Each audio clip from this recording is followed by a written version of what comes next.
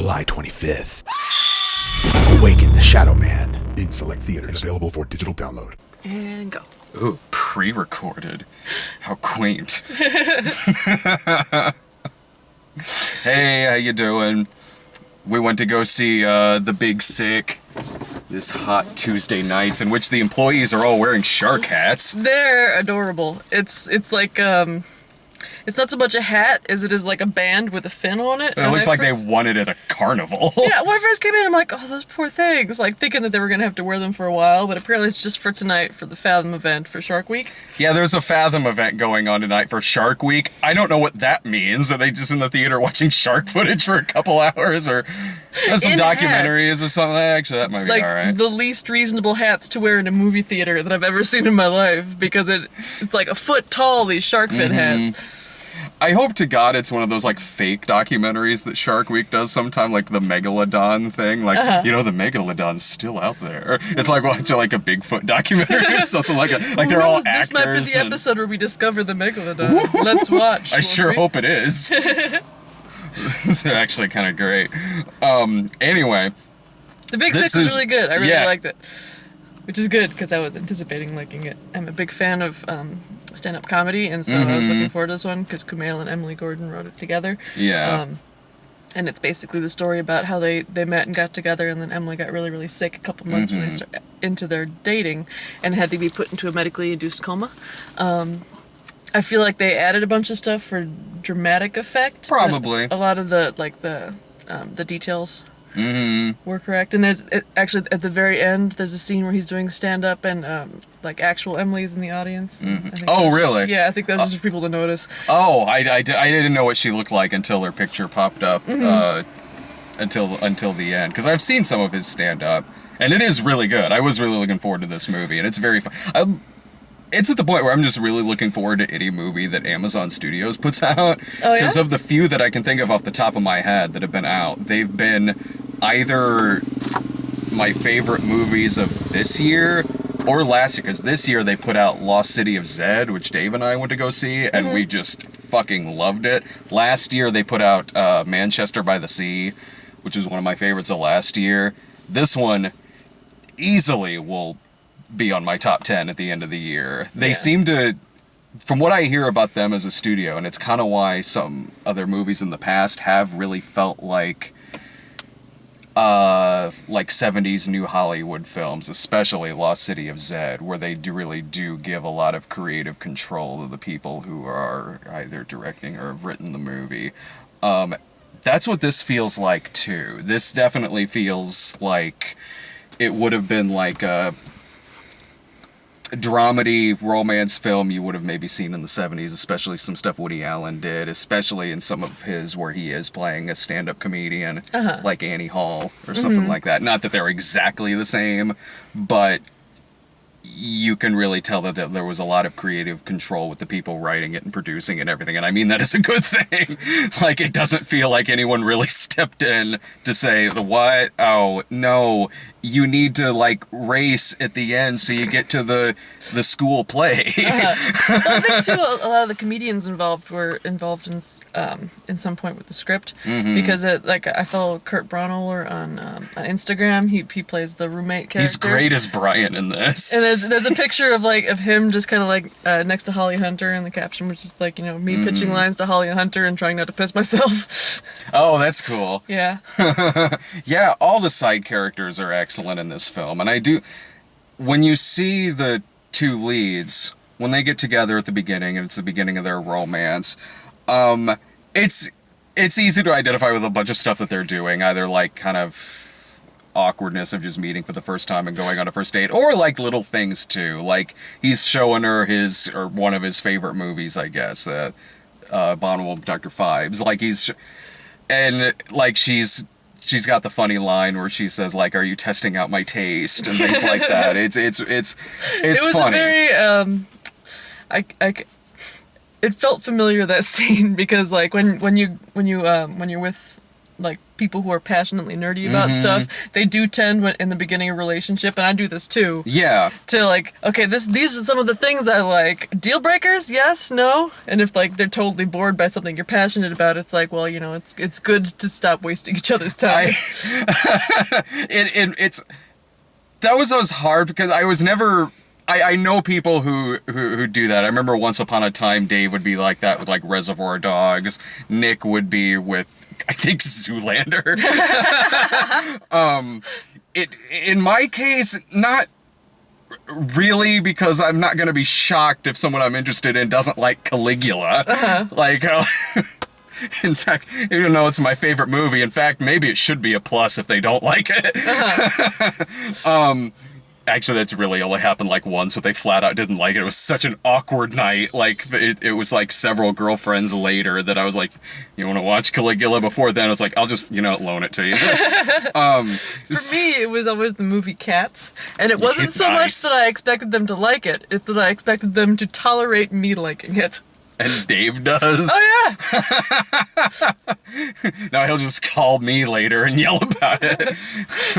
It was never really anything about my favorite movies necessarily, but there would be some things where I'd be like, I don't really see this going anywhere, and it'd be like there was someone one time who, like, they were hugely into, like, Honey Boo Boo. And I remember being like, I don't know.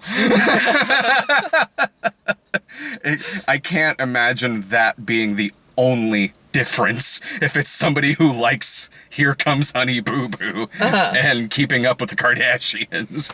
See, I could put up with that if they had a good explanation for why they liked it, There wasn't. No. There will.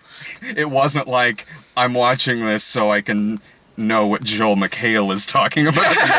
It wasn't that. I'm watching this because this slice of the human experience, and I'm enjoying the dichotomy of like the sort of, lower class family trying to make it in the world and the extremely scripted high production value of the TV show that's rotating around them in this sort of mutually toxic relationship. That really has only happened once. I'm never really in like a circle of people that's really into reality television. Like, anyone I know who's really into that is old. They're the three guys in Going in Style, who are old and sitting there watching The Bachelor or something like that, or in Don't you give him that rose. Yeah, in the 40-Year-Old Virgin, when like his older neighbors are into Survivor and things like that. It's not often that I'm really around. In fact, that's why I knew it. I didn't like being that thrown off. Maybe that was it. So I was watching Honey Boo Boo, that bullshit. Fuck. But like, no, I've never. Other than that, it's the only time I can really think of off the top of my head. They're like, what? You don't like the Toxic Avenger? Actually, I might be upset by that. That one might hurt my feelings. It really wouldn't. It's hard. This is a really, really good movie, and I got to the end of it just super pleased. Like, the only thing that I didn't like, and it was just because Kumail and Emily have always in my head been a couple.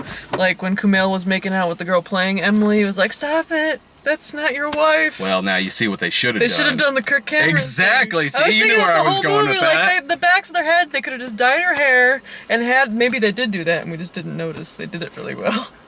I hope not, because that annoys me about Kirk Cameron. Like, when I heard that about him, I was like, you're an actor, kind of. That's actually sort of arguable. Like, whatever you have to do to stay right by God. Or, in this case, by me, the audience, being like, that's not your wife. Be right by God. Don't make Saving Christmas. Unless God likes so bad it's good movies, like I do. Saving Christmas is an important movie. It really is. It's the only one. It's the only movie where all of us on the show went to go see it at 3 different points. Didn't we do that with No, we didn't do it with The Winter's Tale. I think we discussed it. You and Brian went to go see War Room after Dave and I did. Yeah. Other than that, I can't remember any other time that happened. It's so hot, you guys. And it's fucking hot in here. Jesus Christ. This breeze just kind of like drifted past my forehead. I'm like, ah. What I like about the way this movie is structured, because really she gets sick probably maybe halfway in, maybe a little bit before halfway into the movie. It's about a 2-hour movie, and what I enjoyed here, because those two hit it off pretty quick, which they got, because you have to get all that in about the first act of this movie. Yeah. So, and they're really sweet together. They have great chemistry. They have so good chemistry that at first I was like, is it also the girl playing herself? Like, their chemistry is that good in this film. What I liked about this way this movie is structured is that really the quote-unquote romantic arc in the movie is she's Kumail and her parents. Like, between them really getting to know each other and them liking him and accepting him and really being quite fond of him by the end of the movie. That was a really big arc in this film. And they're all great. Holly Hunter's fantastic. Ray Romano's outstanding in this film. He is. And he's still very much Ray Romano. Like, I don't think he's... That voice that he does is just that voice that he does. Yeah, I mean, But he's definitely playing a different character than he usually is. Definitely. And he does have... He has been in roles before where he does get to show off a lot more dimensions that he's known for. It's just that he's one of those actors who has such a distinct voice. You're talking about the Ice Age movies. Well, yes. I never knew he was a woolly mammoth until then. Deborah! This, or when he popped up on an episode of Louie, he was really good on. I've seen him in stuff before where he's playing very much not what he's known for in stand-up or on Everybody Loves Raymond. There are certainly lines in this movie where he's very Ray Romano, but a lot of times it's really only in the sense that he just has a very distinct voice. So it's easy to see him say, like, maybe a line out of context and just think, oh, it's Ray Barone again, or something like that. In this movie, it's really not. Like, he's great in this movie. That show he did, it only lasted like a season or two, Men of a Certain Age, with him and Scott Bakula. It was like a remake of a British show, wasn't it? Was it? Maybe. Maybe, I don't know. I saw the first handful of episodes. It was fine. It was nothing that I felt like I really needed to continue watching, but it was fine. But he was really good on it. Like, it definitely felt like he was kind of trying to break out of that kind of Ray Barone role that he was known for on that show. Put upon father character. Yeah, on the Men of a Certain Age show, like, he had a gambling addiction. He was going through a divorce. Like, it was solid. He had that one movie that was out where it was really just Ray Barone again. Welcome to Mooseport. Yeah, remember my that? brain's going Rushmore, but it's not Rushmore. When he was in Wes Anderson's You remember Rushmore. when he was in Rushmore? I'm so hot. No, yeah, it was like they were like running for mayor of like a podunk town in Minnesota. I know what you're talking. Gene it was like Hackman was the president. Yeah. Yeah, that was. I saw that movie on like HBO with my dad, and it felt like that's how you should watch a movie like that. Yeah, absolutely. Or like in a hotel room when you've run out of things to do on your phone. But there's this particular scene that I thought was a good indicator of how good him and Holly Hunter were, not just as actors, but as playing characters who were supposed to have been married for a very long time, where they're like they break down and have this like kind of like whisper fight in the hotel, and it's the sort of fight that only super married people have, where she's obviously losing it from the stress, and he's losing it a little bit too and trying to settle her down, and she's like rattling through all the things that she's been mad at him about for a while. He's like, oh yeah, all right, go the greatest hits. You can just stop. I'll run it over in my head. I think I've had that conversation before. Everyone's had that conversation before. I've been on the other end of that conversation. It's like, yeah, well, why don't you fucking listen then? You were yelling at the baby. Why don't you here, fucking baby. listen? Stop being such a coward. I'm at home Help me move our daughter to Northwestern. I'm at home yelling at Chloe. Stop eating the garbage. Stop it! There you go, in the garbage again. But everyone in this movie just does a fantastic job. It's got a bunch of comedians playing like his friends. It's got Bo Burnham, Eddie Bryant, Kurt Braunohler. The older guy I didn't recognize. When they are riffing with each other too, because I imagine there's maybe a little bit of ad-libbing going on there. There's gotta Probably. be. Well, it's directed by Michael Showalter as well. That's true. Yeah, it's produced by Judd Apatow. When there is that ad-libbing going on, I'm just guessing. I'm just kind of assuming some of that was It's them kind of gotta be. riffing with each other. It feels natural. It feels like these are still the characters we're seeing on screen. Yeah, just It comedians doesn't- shit-talking each other. Yeah, it doesn't feel like fucking The House or Rough Night or some bullshit where suddenly the story and the characters have dropped so they can fucking line-a-rama with each other for 5 minutes. It didn't feel like that at all. And yeah, some of them are playing themselves, but you're not instantly a good actor just because you're playing yourself. You still have to act. And he's great in this film. He's a He's fantastic I thought he was. When he had that breakdown on stage. Yeah, that was phenomenal. Some of the like incidental lines kind of fell flat to me, just because I think he's got kind of like one of those faces that just smiles. Sure. And when like in real life, you wouldn't think twice about a person doing that to you, but like when they're up on the big screen acting at you, it's like, why are you making that face? I never felt that way about him in this. He felt fairly natural to me. I mean, yeah, he's playing himself, but again, if you're a bad actor, you're still gonna suck at playing yourself because you still have to do lines. You still have to do drama and comedy and everything that's in this movie. What you're saying about him in this, I didn't have that problem with him in this, but I remember I did whenever there was that brief period when Dane Cook was in movies. Kumail Nanjiani was miles ahead of Yeah. Dane Cook in everything except for Mr. He was good in Mr. Brooks. Yeah, the one where he peed himself. Yeah, he was good in Dan in Real Life, as much as I couldn't stand that movie. He was good in it. Camille in this kind of reminded me of Mike Birbiglia in the movie that he did.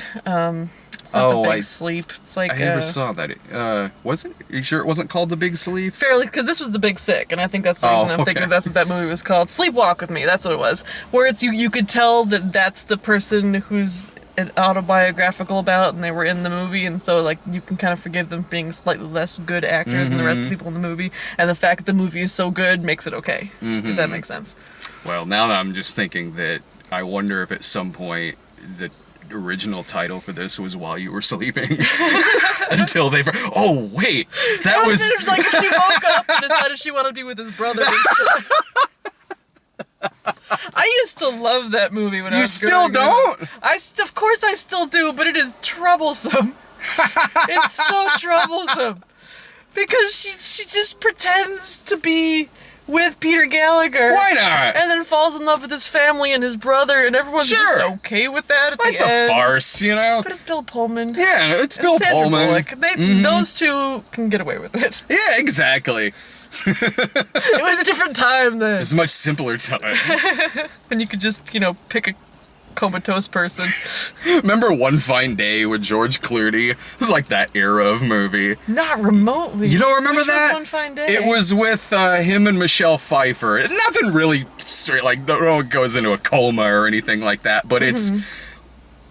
It was, like, I think, like, his first movie after From Dusk Till Dawn. Like, it was, like, when he was starting to be headlining movies, and it was a rom-com. Like, the two of them are single parents, and they have kids, and there's things going on with their jobs, so, like, they meet each other in, like, a cab, and then she's like, well, I gotta make this meeting. Can you watch my kids for a little bit, and I'll watch yours, or something like that? Okay, now You remember is this sounding movie now? familiar. Yeah. And, like, the kids decide to, like, parent trap them or whatever. Yeah, and like Michelle Pfeiffer like loses his kids or something. Like she's got a big business meeting. I think he does too. I can't remember, but like at the It was end, the 90s. Everyone had a big business meeting in the 90s. so much business. Because everyone just stomping up and down streets in New York City. Anytime I see Children trailing behind. Anytime I see Michelle Pfeiffer disheveled and carrying a bunch of files, I think that Max Schreck is going to end up pushing her out a window. Selena. Selena.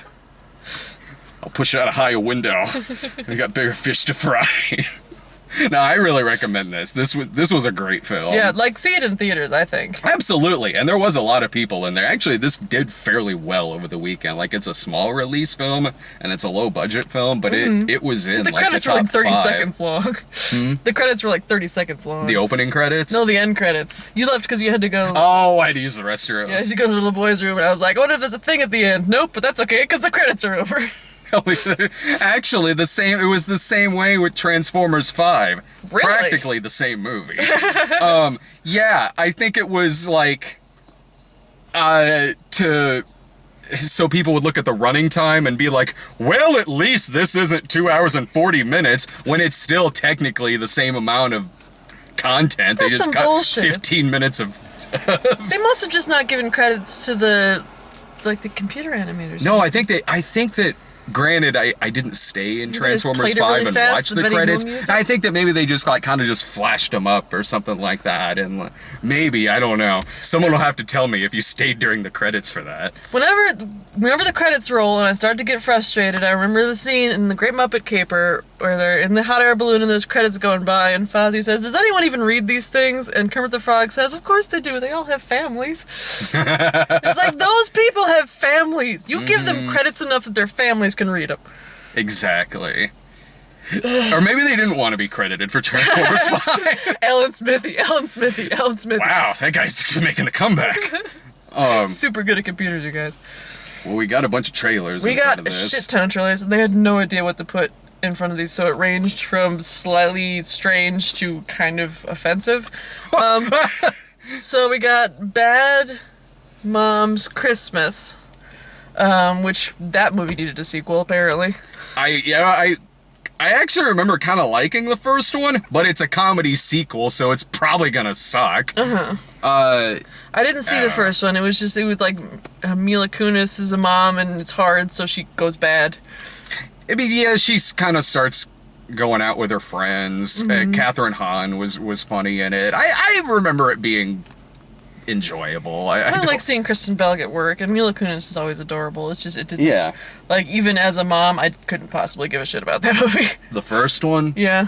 you would like moments. Like, I don't remember it being that bad. Maybe like when the baby's older and I'm getting shit from other moms, like apparently you Yeah. start doing. Oh, yeah, there was that whole plot in the movie. But I'll buy cookies from the bakery. I don't have any shame. Daddy's Home, too. Yes, Daddy's Home, Because too. it's kind of the same plot as Bad Mom's Christmas. Alternate title being, why the shit do people keep hiring Mel Gibson for stuff? Because that makes me want to see that movie. Oh my God. When I've seen the trailer for this a few times, and the first time I got the trailer for it, because I saw Daddy's Home and I didn't like it very much, and I was like, well, like this, of course this is getting a sequel. Why the fuck not? But then when grumpy old Mel Gibson shows up and flaky John Lithgow, I'm like, I'm listening. I'm like, all right. Okay, I'm kind of interested in this sequel where I didn't like the first one. Yeah, they lost me at Mel Gibson, and then they fucking had me again with John Lithgow, and he just like sachets down the escalator and kisses Will Ferrell square on the mouth. It's like, god damn it. I will watch grumpy old Mel Gibson reacting to these I things. don't want him to have any more money. I know I'm an asshole. I There still are love his people in movies. this world that need a comeback more than fucking Mel Gibson. I don't even know if it's a comeback. He's just always been popular. It's been a while since he's been in front of the camera on anything, I guess. Especially in a movie like this. He's aged really well. Yeah. I don't know what to tell. He looks really good, and of course he's probably still got fantastic comedic. But he's Mel Gibson. It's fucking Mel Gibson. Pitch Perfect 3. So, There you finally got the trailer for that shit. this is the first time I've gotten this trailer, and I will admit it didn't look as bad as you guys are making it out to look. I didn't see the other two, so for this, I'm like, this looks like hot garbage. Yeah, it's basically like the pitches Pitches, Jesus. have like graduated from college. I think they graduated from college. Yeah, they graduated from college in the second one, and they went on like a countrywide a cappella singing contest. And so I guess in this one they're trying to get into a USO show, and it's far more hijinksy than the other ones were. It's But an action movie. I wonder if they made the preview hijinks heavy to appeal to people that don't really care about people singing top 40 songs a cappella. Even if they're just putting stuff like that in the trailer, that still means that this movie has a nunchuck fight in it and jumping off a boat mid-explosion in which they somehow still managed to work a fat joke into it. I don't know. Like, I haven't seen the other two. Maybe this is the natural progression of things. Yeah, the fat jokes I could do without. I don't like it when they do it with Rebel Wilson. I don't like it when they do it with Melissa McCarthy. But these women, they keep doing it, so I can't be like, you're not allowed to make fat jokes about yourself. No, well, I mean, I don't think anyone's really saying that. I mean, I just think there's also nothing wrong with saying, that's not funny.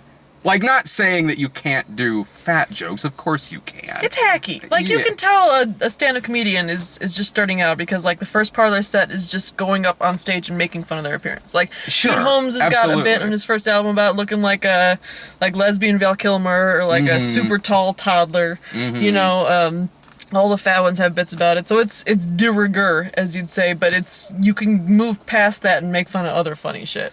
And the fat jokes are like anything else. They can be funny or they can not be.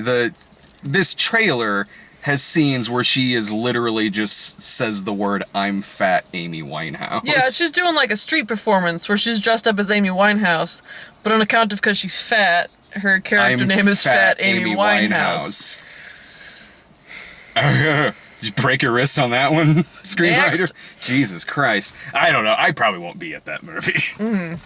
I probably will be at that movie. Patty Cakes with the S as a dollar sign. Oh, gritty Pitch Perfect 3. It was hilarious getting that trailer directly after. No, wait, there was one in between there. No. Yeah, there was. Oh, the Dark Tower. The that Dark was one you Tower. peed during. It was because typically when I go use the restroom, I pick a trailer that I've seen 100 times before, and that's You've seen the case Dark, with that. because the Dark Tower. This is the first time I've seen it. I've seen it at most things that I've gone to in I've like read the past month. I read some of the Dark Tower books when I was growing Mm-hmm. up because I had a Stephen. I worked at the school library for a couple of years, Mm. and I'd basically just like pick a book out of the fiction section and read it for the period that I had to sit at the front desk. Yeah, And so I made my way through a lot of Stephen King, but the Dark Tower it always just kind of bored me. sure. I've never read it, and I've read a lot of Stephen King, but I haven't read The Dark Tower. And this is actually, I think, the second book. I seem to remember there being a character where it's like a guy and then he's got like a quadriplegic lady that like rides on his shoulders and they both like pew pew pew pew. Nice. That did not make an appearance in the preview, so maybe I'm just making shit up. I think the movie looks good. It looks fun. It looks fine. It's just like there's a dark tower and we have to stop people from doing stuff to it. Get away from our Dark Tower. Stop doing stuff to it. And then Patty Cakes. Patty Cakes. Which, okay, this preview still annoys me because it does seem like a story that doesn't necessarily need to be told, but the song is catchy and the characters all seem really likable, so maybe it's gonna be good. But it's easy for me to think this movie looks like it'll probably be pretty good when it comes not long after the trailer for Pitch Perfect 3. Yeah. Plus, it's one of those trailers where it's like Patty Cakes and then shows a bunch of the awards that they've won already, and it's like, all right, so you know. I guess it's probably good. Yeah. No, it's all from the Dove Foundation. I'm still mad that we didn't get the seal of approval. Geostorm. Which I was excited because Toby shows up from the West Wing and it's got the guy from Across the Universe. And it's also got Eugenio Derbez in it. Yes, from How to Be a Latin Lover fame. He shows up on screen and me and Brad are both like, We're like, I'm so glad he's in this. Like, he's in space for some reason. when I first got the trailer for this, it was just a teaser that showed the disaster stuff happening, and I was like, I don't care. I don't like CGI disaster stuff doesn't really impress me that much. But seeing the full trailer for this, in which it's not so much that it's like the day after tomorrow or anything like that, even though, yeah, there's a lot of that stuff happening.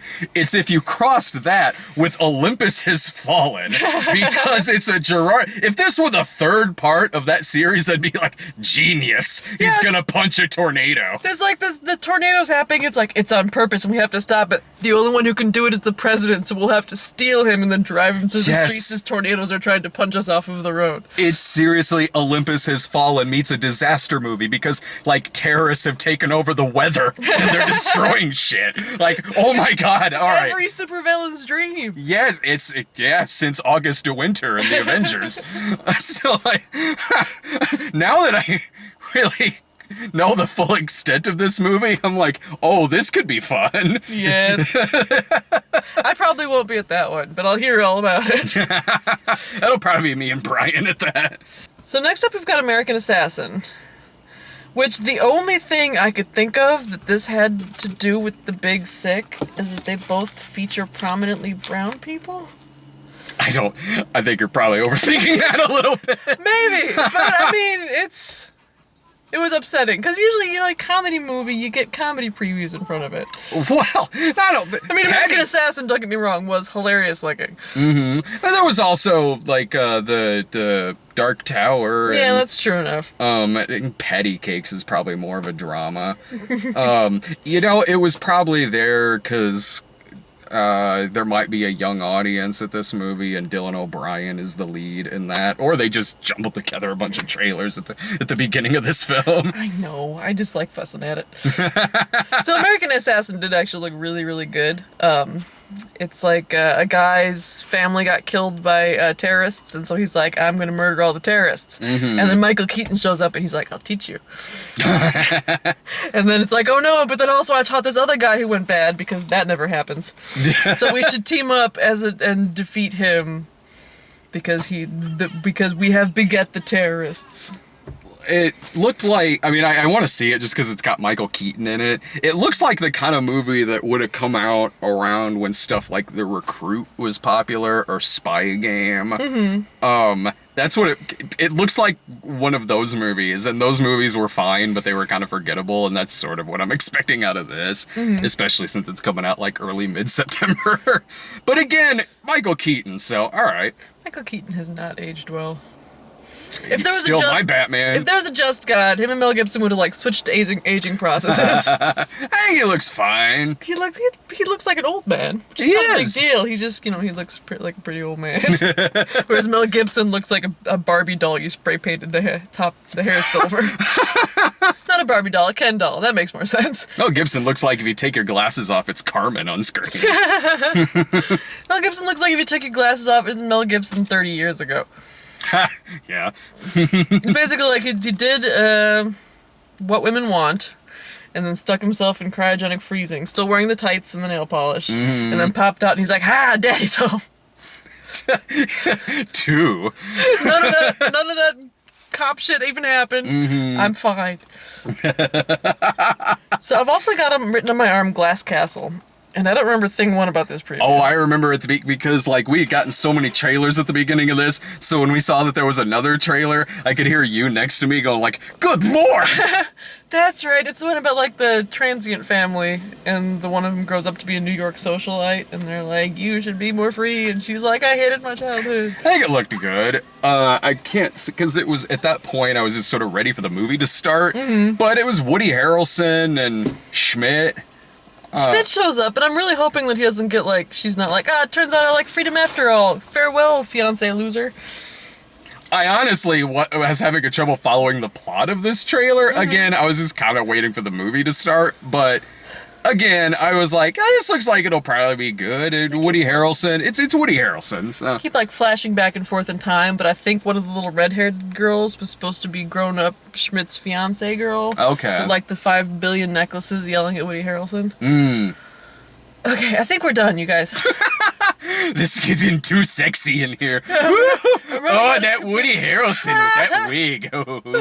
Alright, this weekend is a Valerian, Dunkirk, and Girls Trip. See ya.